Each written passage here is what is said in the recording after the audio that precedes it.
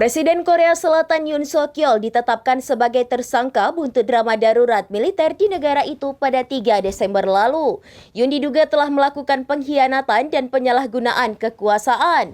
Jaksa Korsel menyatakan penyelidikan telah dimulai sesuai prosedur setelah banyak pengaduan diajukan terhadap Yoon. Presiden Korea Selatan Yoon Suk Yeol ditetapkan sebagai tersangka buntut drama darurat militer di negara itu 3 Desember lalu. Yoon diduga telah melakukan pengkhianatan dan penyalahgunaan kekuasaan. Jaksa Korsel menyatakan bahwa penyelidikan telah dimulai sesuai prosedur setelah banyak pengaduan diajukan terhadap Yoon. Kepala Tim Penyelidikan Khusus Kejaksaan Park Se-hyun mengatakan pihaknya akan membuka penyelidikan lebih mendalam terhadap sang presiden atas tuduhan pengkhianatan dan penyalahgunaan jabatan. Tuduhan pengkhianatan terhadap Yoon tidak dilindungi oleh kekebalan konstitusional yang dimiliki presiden, sehingga penyelidikan dapat dilanjutkan terlepas dari hasil pemungutan suara pemakzulan pada hari Sabtu. Jaksa juga telah lebih dulu menahan mantan Menteri Pertahanan Korsel Kim Yong-hyun atas tuduhan pengkhianatan pada Minggu pagi. Kim dituduh sebagai otak di balik seluruh drama darurat militer sepihak yang diterapkan presiden ini. Setelah pemeriksaan awal, jaksa menempatkannya dalam tahanan, menyita ponselnya, serta menggeledah kediaman resmi dan kantor lamanya. Menurut hukum Korea Selatan, pemimpin utama dari dugaan pemberontakan dapat menghadapi hukuman mati atau penjara seumur hidup.